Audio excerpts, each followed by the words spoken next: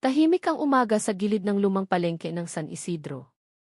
Hindi ito ang uri ng katahimikan na payapa, kundi yaong mabigat, parang may tinatagong lungkot sa hangin. Sa ilalim ng sirang waiting shed, nakaupo ang isang batang lalaki. Manipis ang suot niyang t-shirt, kupas ang kulay, at may bahid ng putik ang lailayan ng kanyang shorts. Hawak niya ang isang maliit na plastik na supot, sa loob nito ay kalahating pandesal at kaunting kanin na may toyo. Ang pangalan niya ay Eli. 12 taong gulang. At isa siyang ulila. Wala na ang kanyang ama, namatay sa aksidente sa pabrika. Ang kanyang ina naman ay pumanaw sa sakit makalipas lamang ang 6 na buwan. Simula noon, si Eli ay natutong mabuhay sa lansangan. Hindi siya namamalimos. Hindi siya nagnanakaw. Tuwing umaga, nagbubuhat siya ng mga kahon sa palengke kapalit ng kaunting barya o tira-tirang pagkain. Tuwing gabi, natutulog siya sa likod ng panaderya, kung saan minsan ay binibigyan siya ng may-ari ng tinapay na hindi na nabenta. Pero sa araw na iyon, may isang bagay na kakaiba. Habang umunguya si Eli ng pandesal, napansin niya ang isang lalaking nakaupo sa di kalayuan. Gusgusin. Mahaba ang buhok. Magulo ang balbas. At ang mga mata, parang laging galit, laging nagbabantay. Kilalang-kilala ang lalaking iyon sa lugar. Tinatawag siya ng lahat na baliw sa tulay. Huwag kang lalapit doon. Delikado iyon. Nanakit yon dati. Iyan ang paulit-ulit na babala ng mga tao. May mga tsismis pa nga na minsan daw ay isang malaking negosyante ang lalaking iyon, pero nabaliw matapos lokohin ng sariling pamilya. Walang may gustong makalapit sa kanya. Kahit ang mga pulubi, iniiwasan siya. Ngunit si Eli, hindi niya alam kung bakit, pero may kung anong humila sa kanyang dibdib. Napansin niya ang isang detalye. Ang lalaki ay nakatingin sa pagkain ni Eli. Hindi nang may galit, kundi nang may gutom. Pinisil ni Eli ang supot sa kanyang kamay. Ito na lang ang pagkain niya hanggang bukas. Kung ibibigay ko Todi. Bulong niya sa sarili. Ano nang kakainin ko mamaya? Tahimik siyang nag-isip. Walang nakakakita sa kanya. Walang pumipigil. Dahan-dahan siyang tumayo. Bawat hakbang papalapit sa lalaki ay parang mas bumibigat ang kanyang paa. Naririnig niya ang mga babala sa isip niya. Baliw yan. Sasaktan ka niyan. Ngunit nang makalapit siya, may napansin siyang mas masakit pa. Ang lalaki ay nanginginig. Namumutla. At ang mga kamay nito ay nangingitim sa lamig at gutom. Huminto si Eli sa harap niya. Hindi nagsalita ang lalaki. Hindi rin siya tiningnan. Dahan-dahan, inabot ni Eli ang supot. Kuyal. Mahina niyang sabi. Kain po. Biglang napatingin ang lalaki sa kanya. Mabilis. Matalim. Napaatras si Eli sa takot, pero hindi niya binawi ang supot. Lumipas ang ilang segundo. Parang oras. Pagkatapos, dahan-dahang inabot ng lalaki ang pagkain. Kinain niya ito na parang hindi pa siya nakakakain ng ilang araw. Walang salita. Walang pasasalamat. Tumalikod si Eli, handa nang umalis. Ngunit bago siya tuluyang makalayo. Bata. Tumigil siya. Paos ang boses ng lalaki. Ngunit malinaw. Bakit mo ko pinakain? Hindi alam ni Eli ang isasagot. Kaya sinabi niya ang totoo. Kasi, gutom din po kayo. At, baka kung ako yung nasa kalagayan niyo. Gusto ko ring may tumulong. Napatahimik ang lalaki. Pagkatapos may bahagyang ngiti, halos hindi makita. Hindi mo alam. Mahinang sabi nito. Kung ano ang ginawa mo ngayong araw. Umalis si Eli na may halong takot at kaba. Pero hindi niya alam. Ang simpleng kabutihang iyon ay magsisimula ng isang pagbubunyag. Naiyayanig sa buong lungsod. At sa gabi ring iyon, may isang taong nakamasid kay Eli mula sa malayo. Isang taong matagal nang naghahanap sa kanya. Hindi nakatulog ng maayos si Eli noong gabing iyon. Sa bawat pagpikit ng kanyang mata, bumabalik sa isip niya ang mga matang iyon. Hindi galit. Hindi baliw. Kundi pagod at sugatan. Ang lalaking tinatawag ng lahat na baliw sa tulay. Paulit-ulit niyang naririnig ang sinabi nito. Hindi mo alam kung ano ang ginawa mo ngayong araw. Ano bang ibig niyang sabihin? Kinabukasan, maagang nagising si Ellie. Mas maaga kaysa dati. May kakaibang pakiramdam sa dibdib niya, halo ng kaba at pananabik.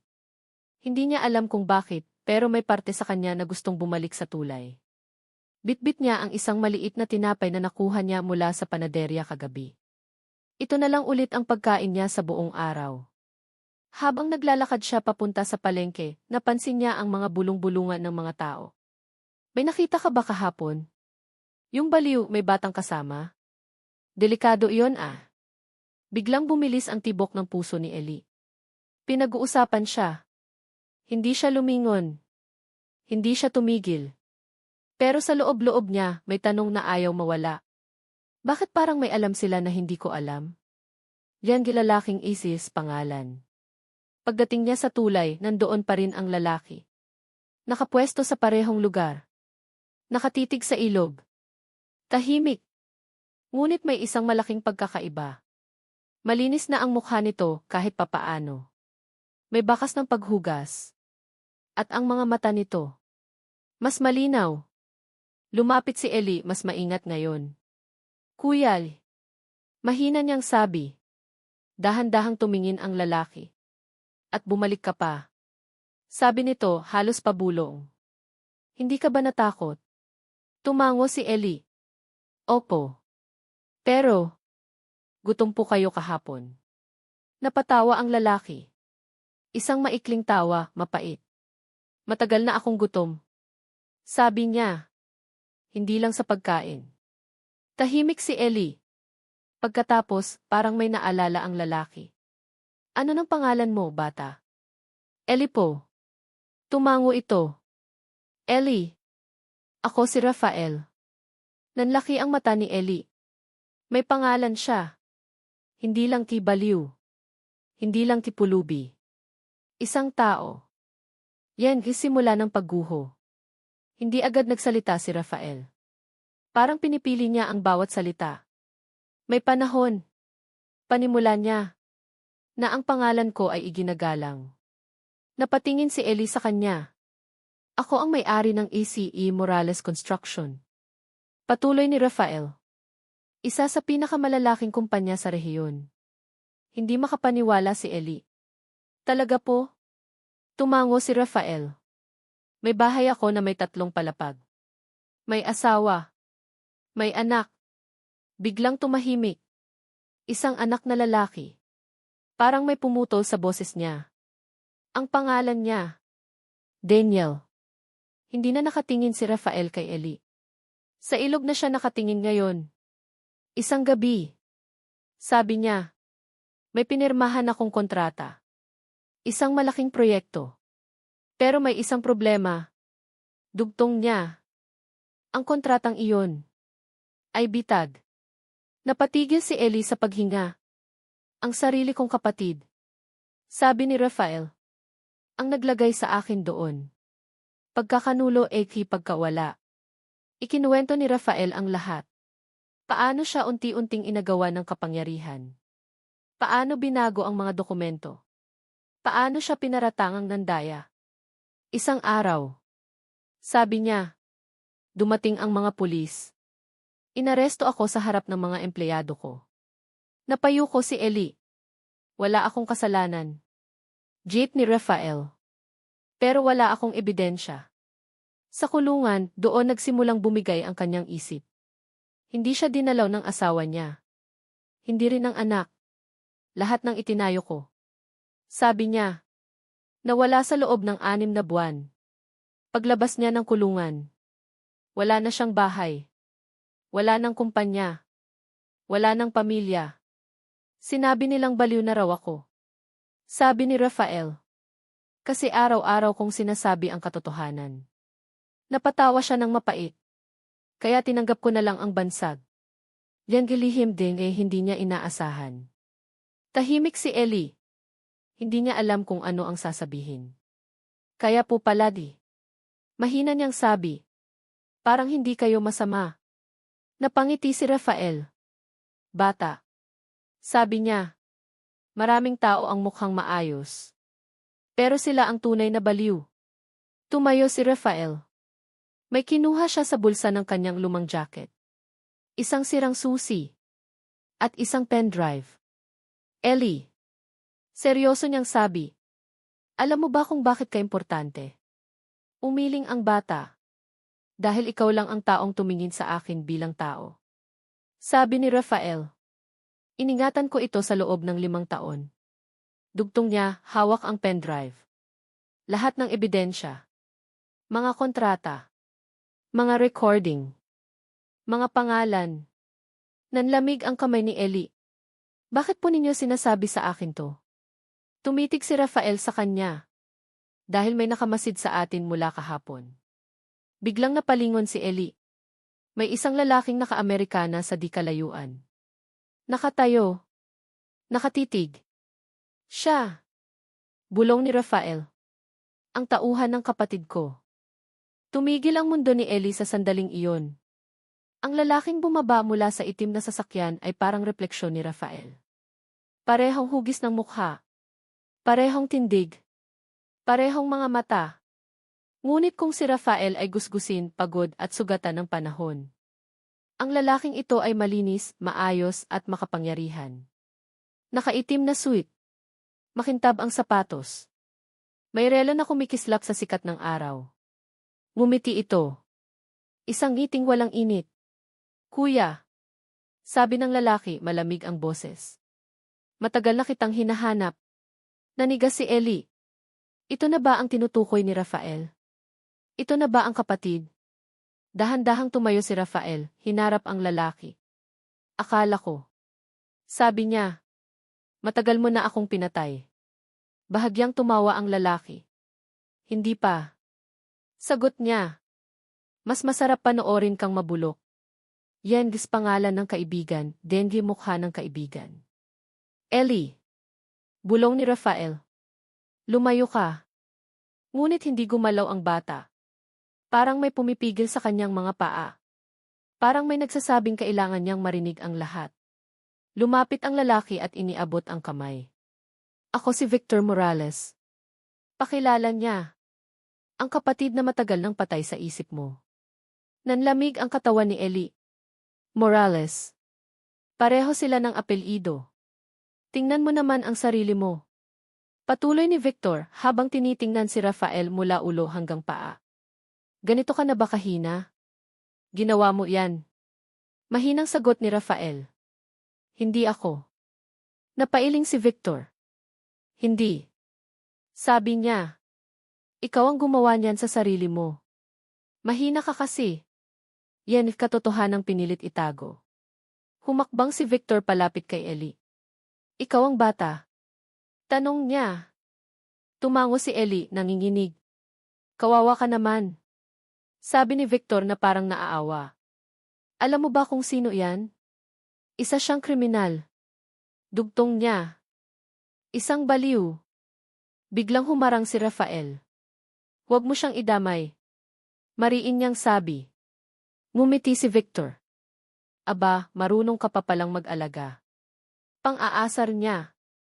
Parang dati. Napakunot ang noo ni Ellie. Dati po. Mahina niyang tanong. Napatingin si Rafael sa kanya. Parang may gustong pigilan. Ngunit huli na. May anak ang kuya ko. Biglang sabi ni Victor. Alam mo ba iyon? Nanlaki ang mata ni Ellie. Isang batang lalaki. Patuloy ni Victor. Halos kasing edad mo. Parang may tumusok sa dibdib ni Ellie.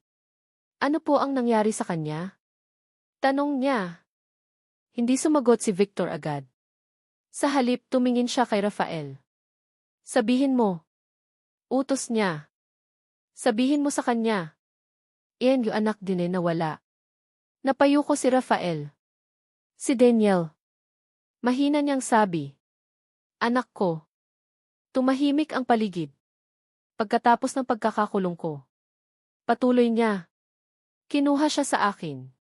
Sinabi nilang hindi raw ako ligtas na ama. Si Victor. Dugtong niya. Ang nag-alok na alagaan siya. Napatingin si Ellie kay Victor. Pinaniwala ko ang asawa niya. Sabi ni Victor na walang pagsisisi. Nadelikado siya sa piling ng isang baliw. Namilog ang mga mata ni Ellie. Kayo po ang dahilan. Tumawa si Victor. At alam mo ba ang pinakamaganda? Sabi niya. Lumaki ang bata na kinamumuhian ang sariling ama. Parang gumuho ang mundo ni Rafael. Araw-araw. Bulong niya. Iniisip ko kung buhay pa siya. Tama ka. Sagot ni Victor. Buhay na buhay. Yan bata di gitna ng apoy. Humawak si Rafael sa balikat ni Ellie. Umalis ka na. Pakiusap niya. Huwag mo nang marinig pa to. Ngunit hindi makaalis si Ellie. Kuya Rafael. Mahina niyang sabi. Kung anak niyo po siya. Nasaan po siya ngayon? Napangisi si Victor. Bakit mo tinatanong? Sabi niya. Gusto mo bang makita? Nanlaki ang mata ni Ellie. Victor. Babala ni Rafael. Huwag. Ngunit mumiti lamang ang kapatid. May kondisyon.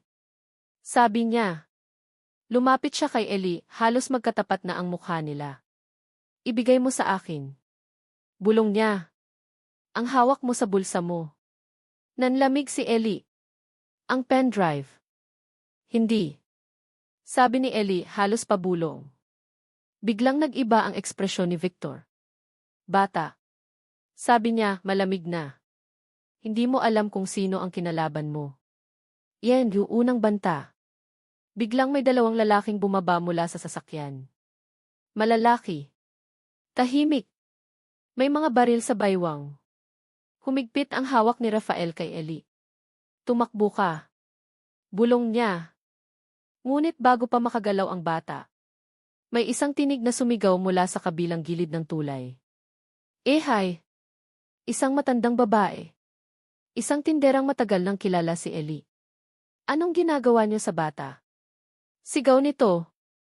Napatingin ang mga tao. Nagkaroon ng ingay. Napangiti si Victor. Ngiting may inis. Hindi pa ngayon. Bulong niya. Tumingin siya kay Rafael. Pero babalik ako. Banta niya. At sa susunod, wala nang makikialam. Sumakay siya sa sasakyan. Bago ito umalis, ibinaba niya ang bintana. Ellie. Sigaw niya. Isipin mong mabuti kung kanino ka papanig. Umandar ang sasakyan. Tahimik. Pagkatapos ng bagyo, naupo si Ellie sa lupa, nanginginig. Kuya Rafael. Mahina niyang sabi. Pasensya na po, di. Umiling si Rafael. Huwag kang humingi ng tawad. Sabi niya. Hindi ikaw ang may kasalanan. Tandaan mo. Dugtong niya. Ang kabutihang ginawa mo sa akin. Ang nagdala sa'yo dito. Tumingin siya sa langit. At ngayon, sabi niya, ikaw na ang hawak ng katotohanan. Inabot niya ang pendrive muli kay Ellie. Kung mangyari man ang kinatatakutan ko. Sabi niya, hanapin mo si Daniel. Nanlamig ang dibdib ni Ellie. Paano ko po siya mahahanap? Ngumiti si Rafael. Ngiting puno ng sakit at pag-asa. Dahil, sabi niya, kapag nakita mo siya, makikilala ka niya. Cliffhanger, Death Part 3. Habang papalayo si Ellie, hindi niya napansin. May isang batang lalaki sa loob ng sasakyan ni Victor. Tahimik. Nakatitig sa bintana. At sa unang pagkakataon, nagtagpo ang mga mata nila ni Ellie. Hindi na nawala sa isip ni Ellie ang mga matang iyon. Mga matang nakita niya sa loob ng sasakyan ni Victor Morales. Malungkot, nalilito, at parang may gustong itanong. Isang batang lalaki. Halos kasing edad niya. Habang naglalakad si Ellie pauwi sa likod ng panaderya, kung saan siya natutulog, ramdam niya ang bigat ng pendrive sa bulsa niya. Hindi ito mabigat sa timbang, pero mabigat sa kahulugan. Kapag nakita mo siya, makikilala ka niya. Paulit-ulit na umuukit sa isip ni Ellie ang mga salitang iyon ni Rafael. Sino si Daniel? Bakit parang may koneksyon sila? At bakit siya, isang ulilang bata, ang napiling magdala ng katotohanan? Isang gabing walang tulog. Hindi nakatulog si Ellie. Sa bawat ingay ng dumadaang sasakyan, akala niya ay babalik si Victor. Sa bawat yabag ng tao, akala niya ay may susunod sa kanya. Mahigpit niyang hinawakan ang pendrive. Nanay ni. Mahina niyang bulong sa dilim. Ano pong gagawin ko? Walang sumagot. Tanging hangin at katahimikan. Ngunit sa unang pagkakataon sa mahabang panahon, may naramdaman siyang bago. Pananagutan. Yan gisbatang lahat, maliban si katotohanan. Samantala, sa loob ng isang napakalaking bahay sa kabilang panig ng lungsod. Tahimik ang kwarto ni Daniel Morales. May mga mamahaling laruan sa estante. May gaming console. May malaking kama. Ngunit ang batang nakaupo roon ay hindi masaya. Nakatitig siya sa salamin. Bakit po kamukha ko siya? Tanong niya sa sarili. Hindi mawala sa isip niya ang mukha ng gusgusing lalaki sa tulay. Ang lalaking sinasabing baliw. Ang lalaking kamukha niya. Hindi siya dapat isipin. Bulong niya, parang sinanay na ang sarili. Pero may bumabagabag. Mula pagkabata, iisang kwento lang ang naririnig niya. Iniwan ka ng ama mo. Mapanganib siya. Hindi ka niya mahal. Ngunit bakit, sa isang iglap na sulyap sa bintana ng sasakyan? Parang may humila sa puso niya. Yan unang pagkakamali ni Victor. Sa sala, kausap ni Victor ang isang abogado. Siguraduhin mong tahimik ang lahat. Utos niya. Lalo na ang baliw. May nakitang bata. Sabi ng abogado. May posibilidad na. Biglang tumayo si Victor. Isang ulilang bata lang yon. Mariin niyang sabi. Wala siyang magagawa. Ngunit sa loob-loob niya may kirot ng pag-aalinlangan. Dahil hindi siya sanay na may umaalalay sa katotohanan. Yan unang hakbang NES. Kinabukasan, nagpa siya si Ellie. Hindi siya tatakbo. Hindi siya magtatago. Binalikan niya ang tulay. Nandoon si Rafael. Ngunit may kakaiba. Mas tahimik. Mas maputla. Kuya Rafael. Tawag ni Ellie. Dahan-dahang tumingin ang lalaki. Akala ko hindi ka nababalik. Sabi nito. Hindi ko po kayo iiwan. Sagot ni Ellie. Ngumiti si Rafael. Ngiting puno ng pagod. May oras na ako. Mahina niyang sabi. Pakiramdam ko. Nanlamig ang dibdib ni Ellie. Yan katotohanan ng loob ng pendrive. Pumunta sila sa isang lumang computer shop. Pag-aari ng isang kaibigang minsang tinulungan ni Rafael noon. Ikinabit nila ang pendrive. Lumabas ang mga file. Mga kontrata. Mga video recording. Mga bank transfer. Mga dokumentong may perma ni Victor. At isang folder na may label. Daniel Truthy. Nang buksan iyon ni Ellie. May video. Si Rafael. Mas bata. Kasama ang isang batang si Daniel. Tandaan mo to, anak. Sabi ng ama sa video. Mahal na mahal kita. Kahit anong mangyari. Napaluha si Ellie. Ito ang katotohanang ipinagkait sa bata. Yan huhuling babala. Biglang namatay ang ilaw ng computer shop. Kuya. Bulong ni Ellie. May tunog ng yabag sa labas. Napangiti si Rafael. Parang inaasahan na niya. Dumating na sila. Sabi niya. Hindi po. Jeet ni Ellie. Tatakas tayo. Umiling si Rafael. Hindi na. Sabi niya. Pero ikaw. Ikaw ang lalabas dito. Inilagay niya ang pendrive sa kamay ni Ellie. Hanapin mo si Daniel. Utos niya. Ipakita mo sa kanya ang katotohanan. Paano po ako lalapit? Iyak ni Ellie. Ngumiti si Rafael. Dahil. Sabi niya. Ikaw ang paalala. Na may mabuting tao pa sa mundo. Sa pagkawala. Sa kaguluhan. Sa sigawan. Sa pagtulak. Nakalabas si Ellie sa likod ng shop. Nang bumalik siya. Wala na si Rafael. Tanging sirang upuan. At isang patak ng dugo sa sahig. Yan ay desisyong babago de lahat. Sa gabing iyon, nakaupo si Ellie sa isang waiting shed. Pinanood niya ang video sa pendrive gamit ang lumang cellphone ng isang kakilala. May determinasyon sa kanyang mga mata. Daniel. Bulong niya. Hahanapin kita. Hindi niya alam kung paano. Hindi niya alam kung kailan. Ngunit alam niya ang isang bagay. Hindi na siya isang batang ulila lang. Siya na ngayon ang tagapag-ingat ng katotohanan. Tahimik ang loob ng mansyon ng mga Morales. Hindi ang uri ng katahimikan na payapa, kundi yaong parang may paparating na bagyo. Nakatayo si Daniel sa harap ng pinto ng opisina ni Victor. Nanginginig ang kamay niya habang hawak ang doorknob. Sa unang pagkakataon sa kanyang buhay, hindi na siya natatakot. Mas nangingibabaw ang pagkagutom sa katotohanan. Uncle. Mahina ngunit matatag niyang sabi. Gusto kong malaman ang totoo tungkol sa tatay ko. Sa loob ng silid, tumigil ang galaw ni Victor. Dahan-dahan siyang tumayo mula sa upuan. Hindi siya lumingon agad. Bakit bigla mong naisip yan? Tanong niya, malamig ang boses.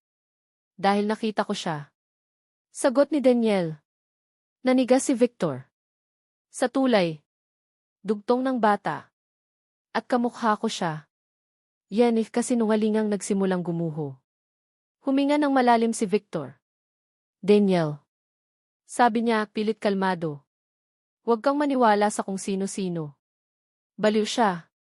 Dagdag niya. Delikado. Ngunit umiling si Daniel. Kung baliw siya. Sabi niya. Bakit parang mas totoo ang tingin niya kaysa sa lahat ng sinasabi niyo? Hindi nakasagot si Victor agad. Sa unang pagkakataon, nauunahan siya ng isang bata. Batang nasa labas ng gate. Samantala, sa labas ng mansyon, nakatayo si Ellie sa gilid ng mataas na gate. Wala siyang sapatos. Marumi ang damit. Ngunit diretso ang tingin. Hawak niya ang pendrive. Hindi siya dapat naroon. Hindi siya kabilang sa mundong iyon. Pero alam niya, kung hindi siya kikilos ngayon, tuluyan ng mababaon ang katotohanan. Nilapitan siya ng gwardiya. Hoy bata, bawal dito. May ibibigay po ako kay Daniel Morales. Sabi ni Ellie, nanginginig pero matatag. Tungkol po sa tatay niya. Nanlaki ang mata ng gwardiya. Yan katotohanang hindi din mapipigil. Sa loob ng bahay, biglang may pumasok na kasambahay. Sir Victor. Sabi nito. May batang naghahanap kay Daniel. Nagdilim ang mukha ni Victor. Palayasin niyo. Utos niya. Ngunit huli na. Papapasukin ko po siya. Biglang sabi ni Daniel. Nagulat si Victor. Daniel. Gusto kong marinig ang lahat. Mariing sabi ng bata. Ngayon. Dalawang batang pinagtagpo ng kabutihan. Nagkaharap sina Ellie at Daniel sa sala. Tahimik. Parang may unsaig na pagkilala. Ikaw yung bata sa sasakyan. Sabi ni Ellie. Tumango si Daniel. Ikaw yung kasama niya. Sabi ni Daniel pabalik. Inabot ni Ellie ang pendrive. Ito po ang katotohanan. Sabi niya. Mula sa tatay mo. Sumigaw si Victor. Huwag. Ngunit huli na. Yan this video din di yumanig if lahat. Isinaksak ang pendrive sa malaking D. Lumabas ang video. Si Rafael. Mas maayos. Mas buo. Kung pinapanood mo to, anak. Sabi ni Rafael sa video. Ibig sabihin, nagsinungaling sila sayo. Napaupo si Daniel. Hindi kita iniwan. Patuloy ni Rafael. Inagaw ka sa akin. Lumabas ang mga dokumento. Mga pirma. Mga bank record. Lahat kay Victor Morales. Yan pagbagsak din kay Victor. Hindi totoo yan. Sigaw ni Victor. Ngunit wala nang nakikinig. Tumayo si Daniel. Simula ngayon. Sabi niya, nanginginig pero matatag. Hindi ka na pamilya. Tumalikod siya kay Victor. At sa sandaling iyon, dumating ang mga pulis. May warrant. May ebidensya. May katapusan. Habang kinakalagkad si Victor palabas, napasigaw siya. Isang baliw lang ang naniwala ka. Ngumiti si Daniel. Hindi. Sagot niya. Isang ama. Iyan pagbubunyag si publiko. Kinabukasan, sumabog ang balita. Ang tunay na may-ari ng kumpanya. Ang panlilinlang. Ang batang nagdala ng katotohanan. At ang headline. Isang ulilang bata gangs nagbalik ng katotohanan si Pamilya Morales. Lan huling paalam Ivre Rafael. Dinala ni Daniel si Ellie sa tulay. May maliit na kandila. May bulaklak. Salamat. Bulong ni Daniel. Tatanggapin ko ang katotohanan. Umiyak si Ellie. Tinuruan niya akong maging matapang. Sabi niya, kahit gutom ka, pwede ka pa ring maging mabuti. Isang bagong simula. Pagkalipas ng ilang buwan, si Ellie ay nasa paaralan na. May uniforme. May bag. Si Daniel ang nag-asikaso ng lahat. Hindi dahil may utang ako. Sabi ni Daniel, kundi dahil iyon ang tama. Magkatabi silang naglakad. Magkaiba ang pinanggalingan. Ngunit pinag-isa ng kabutihan. Huling mensahe, ending. Sa isang maliit na frame sa bagong opisina ng kumpanya. May larawan ni Rafael. Sa ibaba nito may nakasulat. Ang isang maliit na kabutihan ay maaaring magpabagsak ng kasinungalingang itinayo ng kasakiman. At sa bawat taong makakapanood ng kwentong ito, maaalala nila, hindi mo kailangang maging mayaman, makapangyarihan, o matapang mula simula. Minsan, isang simpleng pagkain ang kayang baguhin ang buong mundo.